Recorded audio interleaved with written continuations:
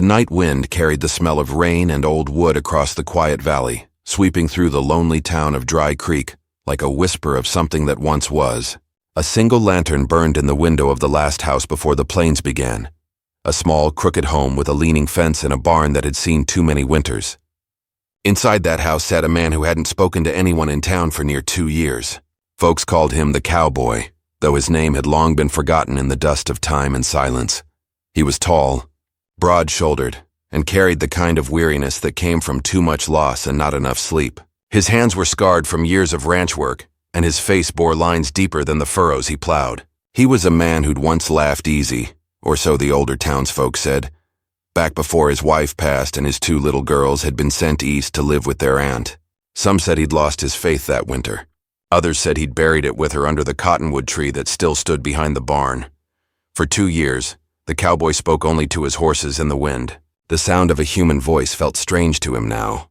The small town around him, a scattering of wood-frame stores, a church with peeling paint, and a saloon that never closed, had gone quiet since the railroad passed them by. The days moved slow, and so did the hearts of the people. But that evening, as he sat on the porch whittling at a block of cedar, he felt something shift in the air, a kind of knowing that comes before change. Far off, beyond the ridges of the dusty hills, thunder rolled. The sky turned the color of old tin, and the wind picked up the scent of rain mixed with smoke. The cowboy stood, narrowing his eyes toward the west.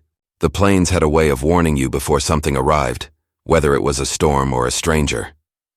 He couldn't tell which one was coming, but his gut told him it wasn't just weather. By sundown, he'd stabled the horses and shut the barn doors tight. He moved slow, careful, like a man who'd learned not to expect much from the world but trouble. When he went inside, the cabin was quiet except for the ticking of the old clock and the faint hiss of the fire. On the mantel sat 2 faded photographs, his daughters when they were still small, their smiles full of sunshine and wildflowers. He touched the frame gently with his thumb and let out a breath that trembled just a little. Outside, the storm finally broke. Rain hammered the tin roof, and the wind howled through the gaps in the walls. He poured himself a cup of coffee and stared into the flames, wondering if the storm would pass quickly. It didn't. Hours later, it was still raging when a sound cut through the night. Faint, but sharp. Hoofbeats. 2 of them, light and uneven, followed by something heavier. He froze, the handle of his cup trembling just slightly in his hand. Nobody rode out here this late. He reached for the rifle leaning by the door and stepped onto the porch. The rain hit his face like needles, cold and clean. Through the sheets of water, he could just barely make out 3 shapes moving down the muddy road. 2 smaller figures and 1 taller, walking beside a horse. The smaller ones staggered, tired, but their heads were lifted. His heart stuttered. There was something in the way the taller figure guided them, careful, protective, that made his breath catch. The figures drew closer, and the light from his porch lantern caught their faces. For a moment he couldn't breathe. It was them, his daughters, no longer little girls but young women, their faces pale and soaked with rain. And beside them, holding the reins of the horse, was someone he had never seen before. A woman with skin like the red earth after rain, long black hair plastered to her shoulders, and eyes that burned steady even in the storm. An Apache woman. He lowered his rifle slowly, confusion and disbelief knotting his chest. The younger daughter spoke first, her voice trembling but sure. "Pa," she said, "we're home." Home. The word felt heavy, like it carried 2 years of silence in it. He wanted to run to them, to ask what had happened, how they'd come all this way, but the words got caught in his throat. He looked at the woman standing beside them. She didn't flinch beneath his stare. There was something about her, quiet but unyielding, that made him feel as though he were standing before the desert itself. The eldest daughter stepped forward, her lips trembling. "She saved us, Pa," she said. "We wouldn't have made it without her." The cowboy blinked, his eyes darting between the 3 of them. The rain dripped from the brim of his hat, running down his face like tears he hadn't let fall in years. He motioned for them to come inside, and they followed, bringing the storm with them. Inside, the fire flickered low, casting their faces in gold and shadow. The girls huddled close to the warmth, while the Apache woman stood near the door, quiet and still, her gaze taking in every corner of the room. She carried herself with a calm strength, not the kind that came from pride, but from knowing too well how the world could turn cruel. He poured water into a pot and set it to boil, trying to gather his thoughts. When he finally spoke, his voice was low, uncertain. "You best tell me what happened," he said. The younger daughter opened her mouth, but the Apache woman raised a hand gently, her voice soft, yet firm. "Let them rest first," she said. Her accent was faint but melodic, each word deliberate. The road was long. Her tone left no room for argument, and the cowboy found himself nodding, almost without realizing it. He watched as she helped the girls to a corner of the room where bedrolls were laid out. The way she moved, steady, careful, reminded him of someone who'd carried heavy burdens before.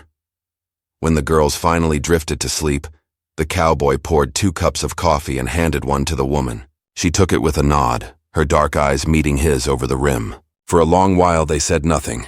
The only sounds were the crackle of the fire and the storm fading beyond the walls. At last he spoke again. "You brought them back to me," he said quietly. "I owe you more than I can say." She looked at him for a long moment before answering. "You owe me nothing," she replied. "They are brave. They saved themselves." Something in the way she said it made him curious, but he didn't press. There was a story behind her eyes, a long one full of danger and miles. He could see it in the way her gaze never lingered on comfort too long, as if she didn't trust it to last. The night deepened, and as the fire burned low, he found himself wondering who she really was, and what had brought her across so much land to his doorstep. But before he could ask, a distant sound broke the stillness, a sharp, metallic echo carried by the wind. The woman's head snapped toward the window, her hand instinctively moving toward the knife at her belt. The cowboy followed her gaze, his pulse quickening. Out beyond the rain, somewhere near the ridge, another sound followed, the faint cry of a coyote, or something else entirely. The Apache woman set down her cup, her voice barely above a whisper. "They followed us," she said. The cowboy's heart thudded. "Who?" Her eyes, fierce and steady, met his once more. "Men who don't forget what they lose," she said. "And they'll come before dawn." The fire hissed as a gust of wind swept through the chimney, and the shadows on the walls seemed to move closer. The cowboy reached for his rifle again, the weight of it suddenly heavy in his hands. Outside, the rain slowed to a whisper, but the air carried something worse, the kind of stillness that comes before a storm that doesn't bring rain. He looked at his sleeping daughters, then at the woman who had brought them home. He didn't yet know her name, but he knew one thing for certain.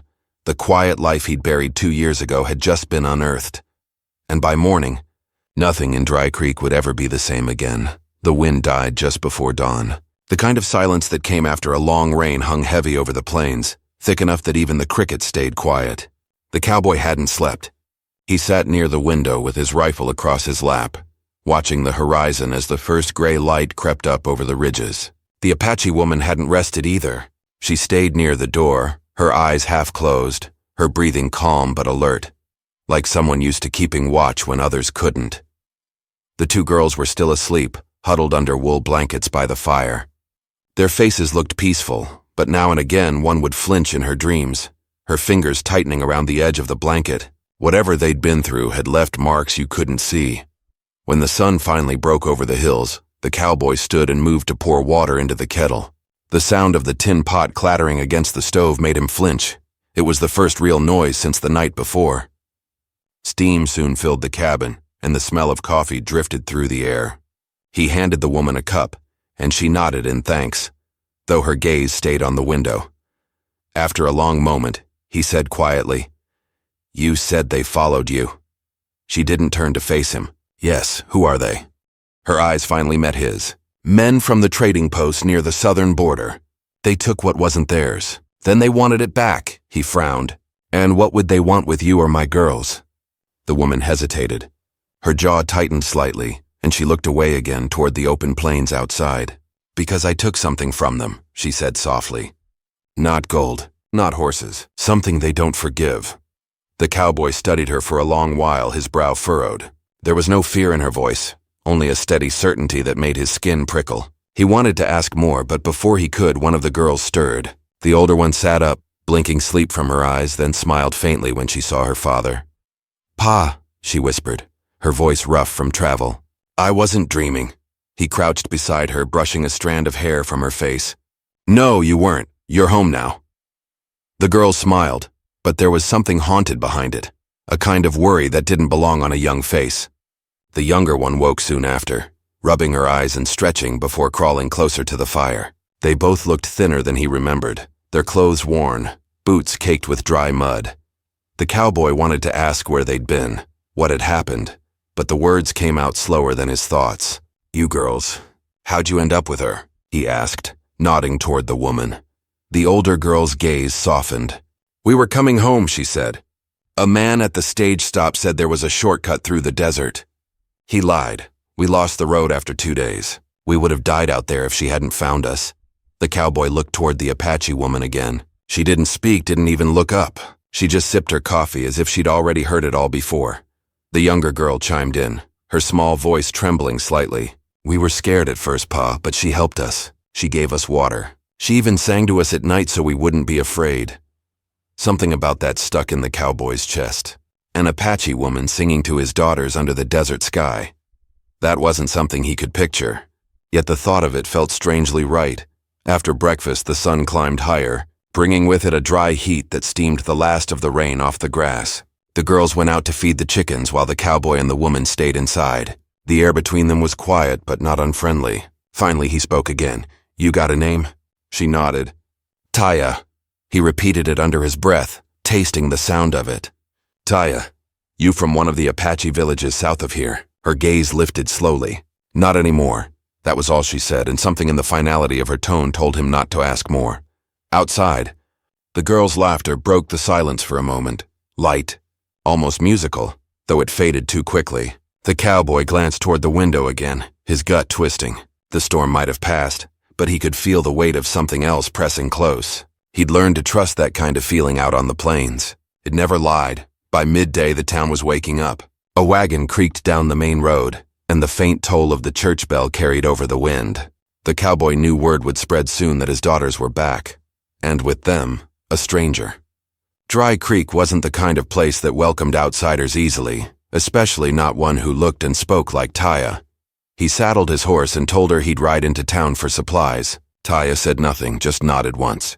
But before he left, she looked up and said, "Don't speak of me to anyone. Not yet." He studied her a moment, uncertain if it was caution or fear behind her words. Either way, he didn't argue. "All right," he said. "I won't." The ride into town was quiet except for the creak of leather and the rhythm of hooves on dry earth. When he reached Main Street, a few of the townsfolk nodded in surprise to see him. He'd stayed away for so long that some thought he'd moved on or gone mad with grief. He stopped outside the general store, tied up his horse, and went inside. Old Mr. Beckett, who ran the place, looked up from behind the counter, squinting through his spectacles.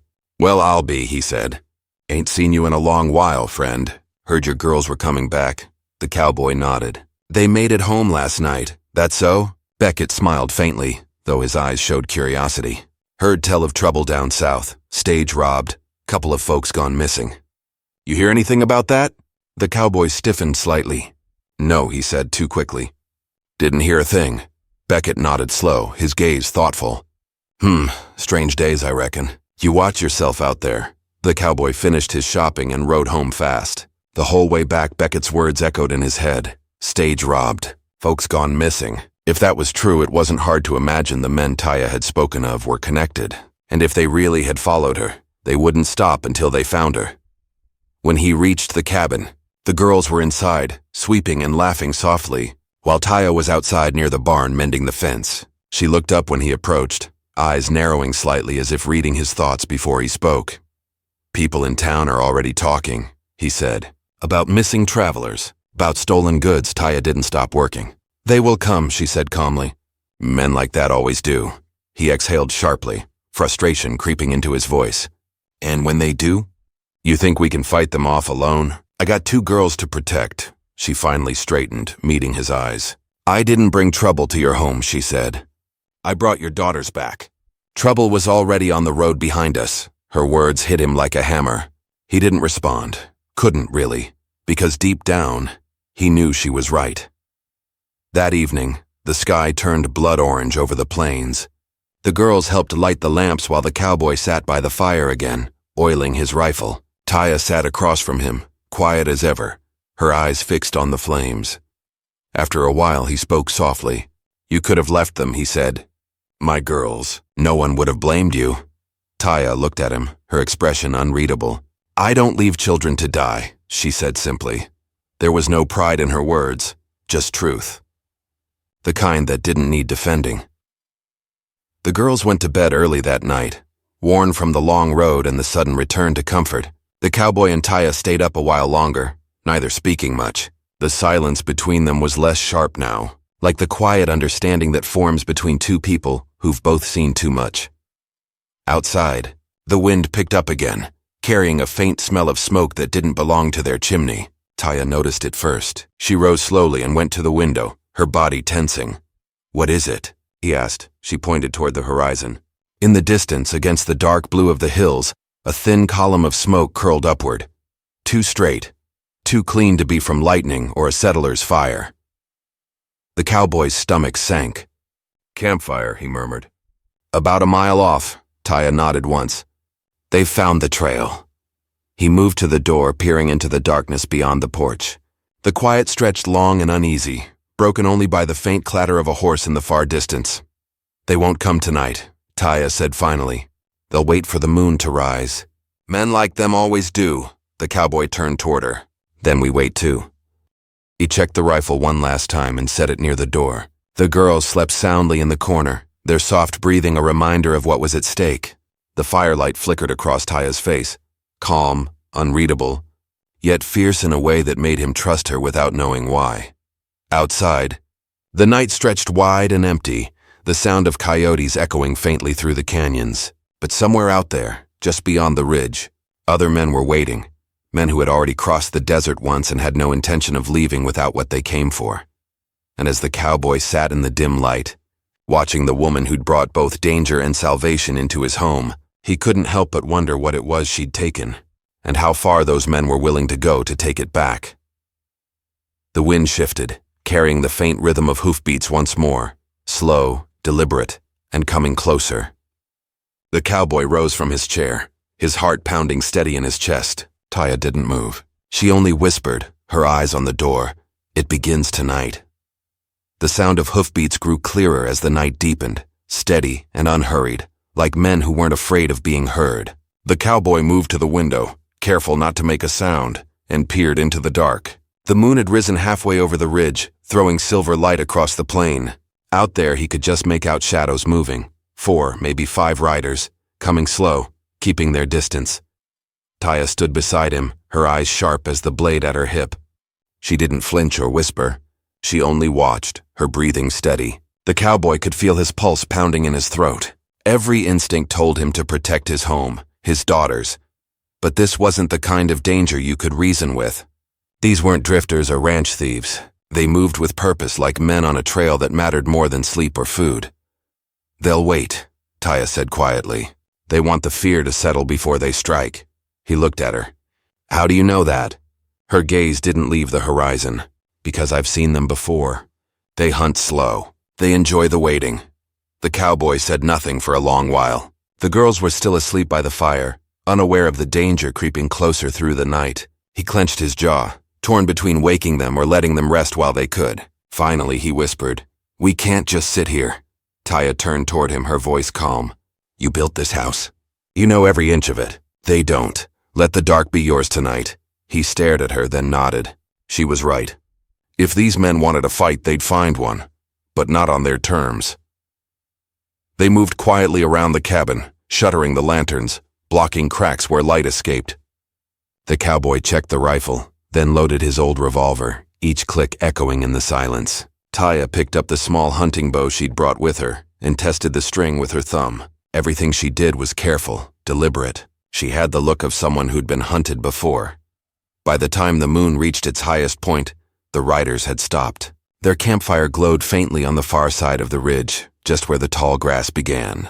The cowboy could see their silhouettes against the flames. 5 men, rough and lean, their hats pulled low. One of them stood apart from the others, taller, broader, moving like someone used to giving orders. The others listened when he spoke. Taya's eyes followed his gaze. "The one in front," she said softly. "His name is Redden," he frowned. "You know him?" She nodded once. "He worked with the traders near the border. He sold stolen horses, traded weapons for land. I saw him once when he came to our camp. before everything burned. The cowboy studied her face, but she didn't look away. There was pain there, buried deep beneath the calm, and he suddenly understood that whatever had brought her to his door wasn't just chance. "Why are they after you?" he asked quietly. Taya's eyes shifted toward the window, her voice low. "Because I took something they call theirs. A girl," he blinked. "A girl?" She nodded. "One of ours. A child they stole to sell across the border. I found her. I took her back. They've been hunting me ever since." The cowboy exhaled slowly, the weight of her words sinking in. "You risked your life for someone else's child." Taya's voice was soft but steady. "Someone once risked theirs for me. I don't forget." Outside, a coyote howled somewhere far off, breaking the silence. The cowboy looked down at his sleeping daughters. A part of him wanted to take them and ride, leave everything behind before the sun rose. But another part, the one carved by years of hardship and pride, knew running would never end it. These men would follow. They always did. As the hours passed, the quiet stretched thin.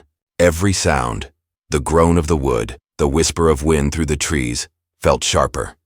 The cowboy sat by the door with his rifle, eyes heavy but alert. Taya remained near the window, watching, listening. Just before dawn, a horse neighed from the distance. Then, faintly, a voice carried through the still air. "We know you're out there.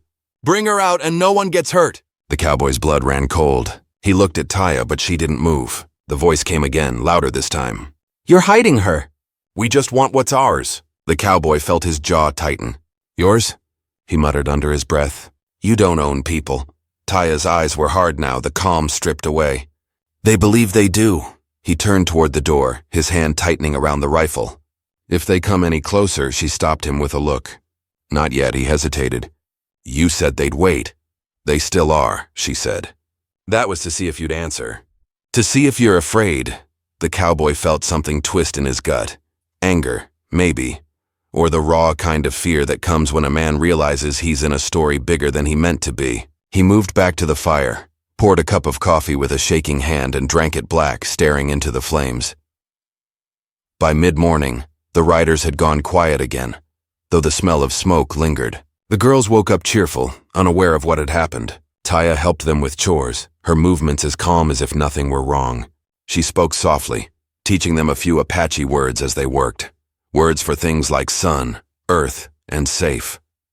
The cowboy watched from a distance, something heavy in his chest. He'd never seen anyone earn his daughter's trust so fast. The younger one clung to Taya's every word, laughing when she tried to mimic her accent. The older one listened quietly, her eyes thoughtful. She reminded him of her mother that way, gentle but sharp, noticing more than she said. Later that day, the cowboy rode out to check the herd, needing space to think. The grass shimmered under the sun, the world looking peaceful in a way that felt wrong. From the hilltop, he could still see faint traces of smoke where the riders had camped. They hadn't gone far. He stayed out until the shadows grew long, then turned back toward home. When he reached the cabin, the smell of stew met him before he stepped inside. The girls were setting the table, laughing again, and for a moment it almost felt like the old days, before loss, before silence. But Taya's face told him otherwise. "They moved closer," she said quietly. "I saw them near the creek." He set down his hat and sighed. "Then we're running out of time." That night, the girls slept in the small back room while he and Taya planned their next move. She spread a rough map on the table, drawn by hand, marked with faint lines. "There's a ridge north of here," she said. "Narrow trail, hard to find. If we can reach it, they'll lose the horses." The cowboy shook his head. "You want to climb the ridge with 2 young girls and no supplies? We'll never make it." Her dark eyes lifted to his. "Then we make them leave first," he frowned. "You mean fight them?" "No," she said. "Scare them, the way they scare others." The plan she told him next was simple but dangerous. Before dawn, they'd lead the horses east, make noise along the trail to draw the riders away, then circle back through the ravine and hide near the old riverbed. It wasn't foolproof, but it was better than waiting for the fight to come to their door. When morning came, the cowboy's hands trembled as he saddled the horses. He'd faced storms, wild cattle, and winter famine, but nothing felt like this. Protecting not just his daughters, but a woman who carried a storm of her own. They rode slow, quiet, through the tall grass until the cabin was just a speck behind them. Taya led the way, her braids swinging against her back, her eyes scanning the horizon for any sign of movement. The girls rode between them, clutching the reins tight. Halfway through the pass, the cowboy heard it again, the sound of hooves pounding hard behind them. He turned, his stomach twisting. The riders were coming fast, their dust rising like smoke against the sky. Taya didn't look back. "Keep riding," she said, but the cowboy could already see. They were too close. He pulled the girls to the side of the trail and turned his horse sharply, raising the rifle. Taya did the same, drawing her bow. The riders fanned out, circling them like wolves. Redden rode forward, his grin sharp and cruel beneath his hat. "You've got something of mine," he called. "And I aim to take it back." The cowboy leveled his rifle. "You'll have to ride through me first," Redden laughed. "You're a rancher, not a hero. You don't know who you're protecting." The cowboy didn't flinch. "Don't need to. I know who she isn't, yours." Redden's smile faded. His eyes, cold and hard, shifted toward Taya. "You think you can hide forever, woman? The desert remembers. The traitors remember. You stole from us." Taya's bow was drawn now, the arrow trembling just slightly. "Then maybe it's time someone stole something back." The silence that followed felt heavy enough to split the earth. Then Redden's horse reared, and everything happened at once. Shouts, dust, the flash of movement. The cowboy fired a warning shot into the air, and the sound cracked like thunder through the valley. The riders scattered, regrouping down the hill. They didn't charge again, not yet. Instead, they lingered, watching, planning. The cowboy and Taya didn't move either. The girls clung to each other, their eyes wide with fear. The standoff stretched long and uneasy, both sides waiting for the other to make the next move. And in that moment, as the sun burned low and red behind the hills, the cowboy understood something. This wasn't just about one woman or one past mistake. Whatever Taya had taken, whatever truth she carried, it was something worth dying for. The wind picked up again, carrying the faint cry of a hawk overhead. Redden turned his horse slowly, his eyes fixed on the cabin in the distance. "Tomorrow," he said, his voice cold. "Tomorrow we end this." Then he and his men rode off into the falling light, leaving only silence and dust behind. Taya lowered her bow, her face unreadable. The cowboy exhaled, his heart still pounding. "You think he'll keep his word?" he asked quietly. Taya's eyes stayed on the horizon. "Yes," she said. "That's what I'm afraid of." The day after Redden's warning began quiet, too quiet for comfort. The sun came up red and heavy, hanging over the plains like a watching eye. The cowboy didn't sleep the night before. Neither did Taya. They sat by the dying fire until dawn, their thoughts running separate but somehow tangled together by the same fear. Outside, the wind had gone still. No sound of birds, no rustling grass, nothing. It was the kind of stillness that came before something broke loose. The girls woke early, sensing the unease without understanding it. The younger one clung to her father's arm, while the older tried to be brave, offering to help saddle the horses. The cowboy forced a smile he didn't feel, telling them everything was fine, but his eyes kept drifting toward the horizon. He knew what was coming. By mid-morning, he and Taya had the place ready as best they could. They'd reinforced the barn doors with planks, laid out the rifles, and filled buckets from the well in case fire came into play. The girls stayed inside the small back room, where they could stay low if shooting started. The cowboy hated the thought of them being anywhere near danger, but there wasn't time or safety enough to run now. Redden had promised he'd return, and a man like that kept his word when it came to cruelty. Taya moved with quiet purpose, checking every window, every angle. The cowboy noticed how calm she stayed even as the air grew heavy. "You done this before?" he asked, watching her tie a rope around the stable post. Her eyes flicked toward him, dark and unreadable. "More times than I wanted," she said. He nodded, wiping the sweat from his brow. "You think he'll come from the ridge?" She shook her head. "No, he'll come from the creek. Less open ground, easier to corner us." Her voice held no fear, just knowledge. It unsettled him and steadied him at the same time. He loaded the rifle again and set it beside the window. "Then we'll be ready." Hours passed like whole days. The sun climbed higher, burning the land dry. The girls sat quietly, whispering to each other, too afraid to ask questions. Every sound outside made them flinch. A creak of wood, a distant gust. Even the horses had gone restless, stamping in their stalls. The cowboy tried to stay still, but the waiting was worse than the danger. His heart thudded steady but heavy, like a clock running down. Then, sometime after noon, the first sign came. A hawk screamed overhead, sudden, sharp, echoing across the valley. Taya's head turned instantly toward the south. "They're moving," she said. The cowboy looked out the window. Dust was rising near the creek, faint but growing. 5 riders again, maybe more, their shapes cutting through the sunlight. The way they spread out told him they'd done this before. He turned to the girls. "You stay in that room," he said firmly. "No matter what happens, don't come out till I say so." The older one's lip trembled. He cut her off gently. "Do what I say, sweetheart. I'll keep you safe." They nodded, though their eyes were wide with fear. Taya moved beside him, bow in hand, every movement measured and silent. When the riders reached the edge of the property, they stopped. Redden rode ahead, the same cruel grin on his face. "Didn't think I'd find you this easy," he called, voice echoing across the dry air.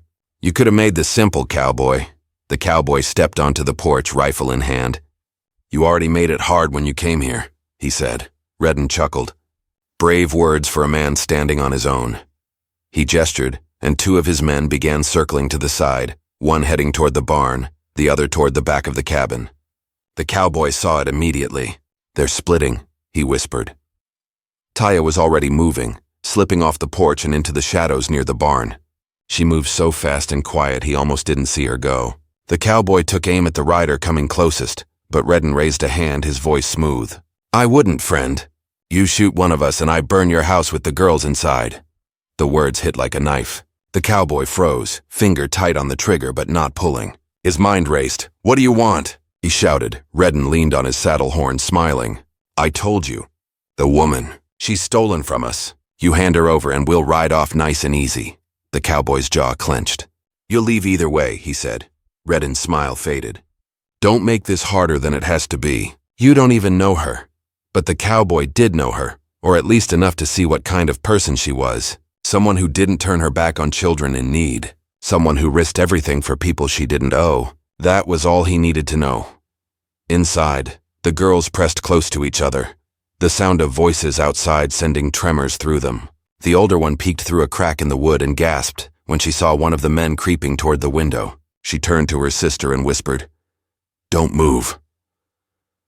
Outside, the cowboy kept Redden talking while Taya circled through the tall grass unseen. Her steps were light, her breath steady. She spotted one of the riders trying to flank the barn and raised her bow. The string pulled back smooth and silent.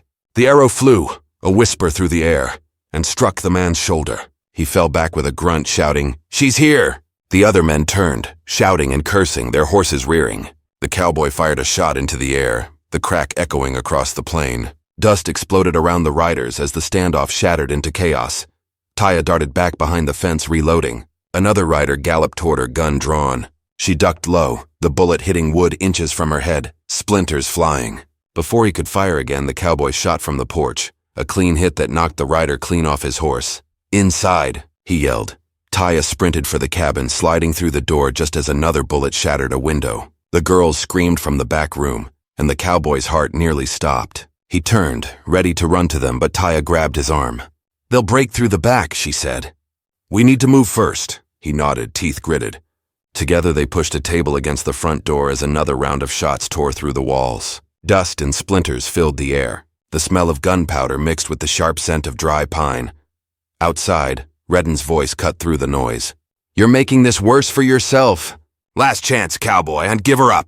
The cowboy shouted back, "Not in this lifetime." The silence that followed was brief, then broken by the heavy thud of footsteps around the side. They were trying to circle again. Taya slipped toward the back door, bow ready, signaling for him to stay quiet. Through the crack, she saw 2 men crouched by the barn, whispering. She aimed low, fired once.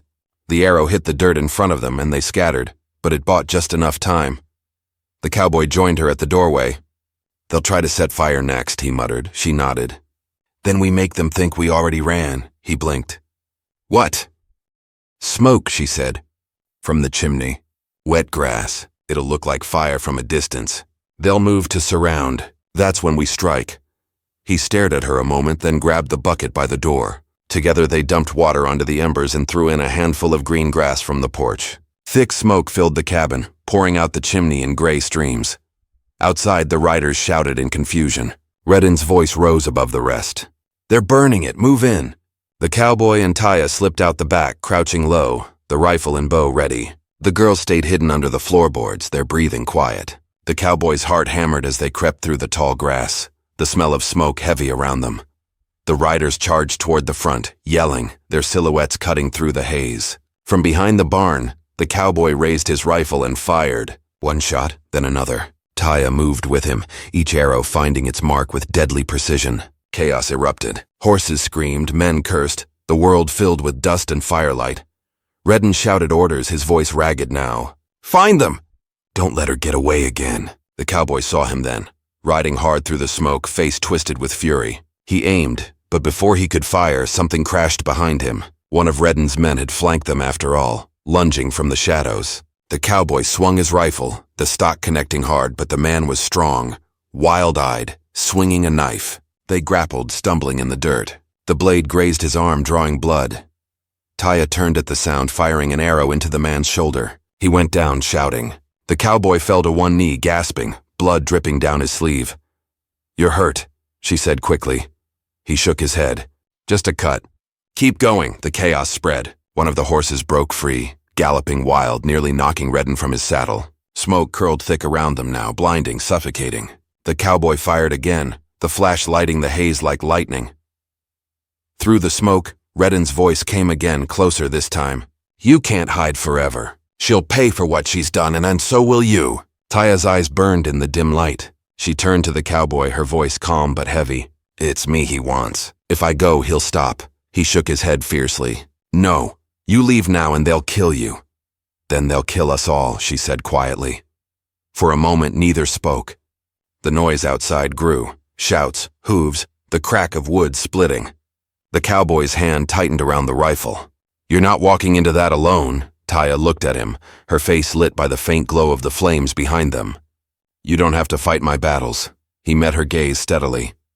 "Maybe not, but you brought my girls home. That makes it my fight too." The smoke thickened until the air turned gray and hot. The horses screamed again, and from somewhere behind the barn came the sound of something crashing. Maybe a wall giving way, maybe worse. Redden's voice rose one last time, closer now, raw with rage. "You think you can save her? You don't know what she's done." The cowboy stepped forward, raising the rifle, his silhouette framed by smoke and fire. "I don't need to know," he said. "I just know what's right." The world went still for half a breath, the calm before the storm broke completely. The wind shifted, blowing the smoke aside just enough to reveal Redden's figure riding straight toward them. Gun drawn, eyes burning with fury, Taya drew her last arrow, the bowstring trembling in the dim light. The cowboy steadied his aim beside her, and in that breathless, blinding moment and between the pull of the trigger and the release of the string, the fate of every soul in Dry Creek hung in the balance. The gunshot and the twang of the bowstring split the air at the same instant. Smoke rolled through the yard, blurring the world into a whirl of sound and color. Horses screaming, men shouting, the echo of steel and gunfire. When it all cleared, Redden's horse reared high, throwing him to the dirt. His pistol clattered away, landing near the edge of the well. For a moment there was nothing but the slow, harsh rhythm of breathing, the cowboy's, Taya's, and the dying wind sweeping through the yard. Redden groaned, clutching his shoulder where the bullet had torn through his coat. He tried to rise, but his strength was leaving him. The cowboy stepped closer, rifle steady in his hands. Taya stayed behind him, bow still drawn, though her arms trembled from exhaustion. "You should have stayed gone," the cowboy said quietly. Redden looked up, eyes wild but dimming. "You don't know what she is," he hissed. "That woman, she'll bring you nothing but trouble." The cowboy's jaw tightened. "She already brought me my daughters back," he said. "That's more good than any man around here's done." Redden's mouth twisted into something halfway between a sneer and a grimace. "You'll see," he muttered, but his words trailed off. He slumped back against the dirt, breathing shallow. The fight was over. The remaining riders had fled when their leader fell, dust rising from the trail as they vanished into the horizon. The silence that followed was thick and strange, the kind of quiet that didn't yet know if peace had really come. Taya lowered her bow and stood still, the weight of everything pressing down on her. The cowboy turned to her, voice rough. "You hurt?" She shook her head. "No, you?" He looked down at his sleeve, soaked in blood. "It's just a scratch." She didn't believe him, but she didn't argue. They both knew the relief would come later, once the shaking stopped. The girls came running out from the cabin, faces streaked with soot and tears. The cowboy knelt as they threw their arms around him, holding them tight. He felt their hearts pounding against his chest, proof they were alive, that somehow they'd made it through. For a long moment, none of them spoke. Taya stood a few steps away, watching, her expression unreadable. The smoke curled around her like a ghost of everything they'd survived. She turned toward the horizon, where the sky was opening up to a softer light. After a while, the cowboy rose and walked toward her. "You saved us," he said. Her eyes met his, calm but distant. "You saved yourselves. I just didn't want to see your little ones hurt." He looked past her at the trail Redden's men had taken. "He won't be the last to come looking for you, will he?" She was quiet for a long moment before answering. "No," she said softly. "There are still men who think their laws matter more than what's right." He nodded slowly. "Then you'll stay here, at least till it's safe." Her eyes flickered, uncertain. "You don't owe me that." "Maybe not," he said, "but I want to." She didn't answer, but something in her face softened. A flicker of warmth, small but real. That night, the plains were quiet again. The wind returned, brushing through the grass as if trying to wash the land clean. The barn was damaged, one window shattered, and the yard bore scars of the fight. But the house still stood. Life, in its rough way, had held its ground. The cowboy cleaned his rifle and set it by the door, then sat by the fire with his daughters sleeping nearby. Taya was outside, tending to the horses, her figure outlined against the glow of the lantern. He watched her for a while, the crackle of the flames steady and slow. Something about her presence brought a strange peace to the place. The girls trusted her, even the younger one who had barely spoken since their mother passed.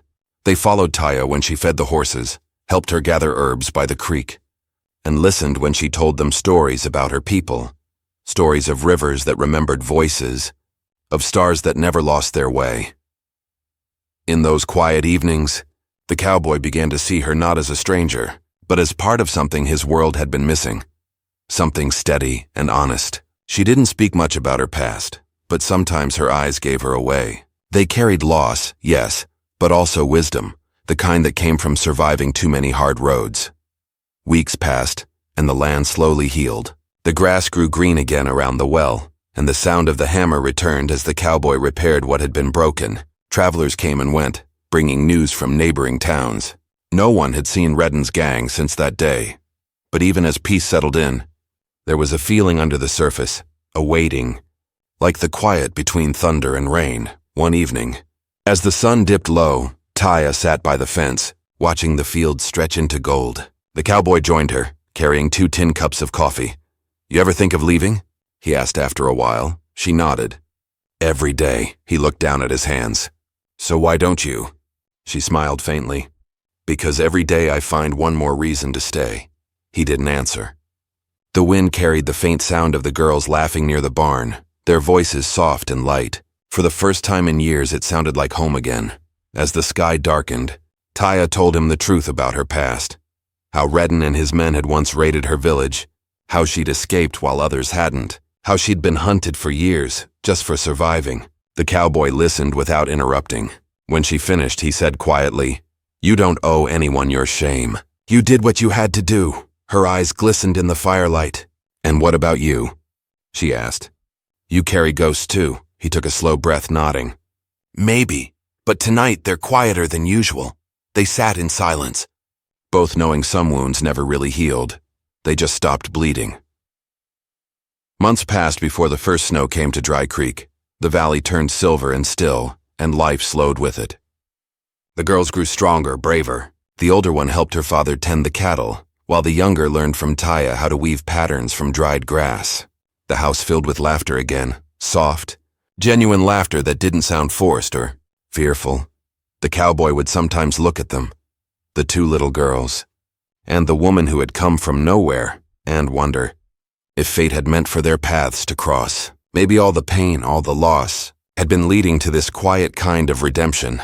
One afternoon, as the snow began to melt, a rider appeared on the horizon, a lone figure carrying a white cloth tied to his saddle horn. The cowboy met him halfway, rifle at his side but not raised. The man carried word from the nearest town. Redden's gang was gone. What was left of it had scattered after he died from his wound. There would be no more trouble. When the cowboy returned home and told Taya she didn't speak at first, she just stood there, eyes fixed on the far hills. Finally, she said, "Then it's over." He nodded. "Seems like it." She turned to him. "Then maybe it's time I move on." The words hit him harder than he expected. "You don't have to," he said quietly. "You got a place here." Taya looked toward the cabin where the girls were chasing each other through the snow. "I already found my place," she said softly. "But maybe part of finding it is knowing when to keep moving." The cowboy didn't argue. He just nodded, eyes lowered. The next morning, before dawn, she packed lightly. Only her bow, a small bundle of food, and a necklace the younger girl had made her from beads and thread. The girls woke early to hug her goodbye, tears in their eyes. The cowboy stood by the gate silent. When she mounted her horse, she looked down at him. "You've got a good heart," she said. "Don't let the world change that," he swallowed hard. "You either." She smiled faintly, then turned her horse toward the rising sun. The light touched her face, and for a moment she looked almost otherworldly, part of the land itself. Then she was gone, a small figure riding east until she disappeared into the horizon. The cowboy stood there a long time, the morning wind cold on his face. When he finally went back inside, the house felt different, quieter but not empty. He sat by the fire, watching his daughters play, and thought of the woman who had walked into their lives like a storm and left like the calm after one. In the seasons that followed, her memory stayed in small ways, in the stories the girls told before bed, in the herbs growing by the window, in the lessons she'd left behind about courage, grace, and belonging. The cowboy never saw her again, but sometimes at dusk, when the wind blew soft through the grass, he thought he could hear a voice carried on it, quiet, steady, and free, and every time he heard it, he smiled, knowing some souls never really leave. They just ride on ahead, waiting for the rest to find their way home.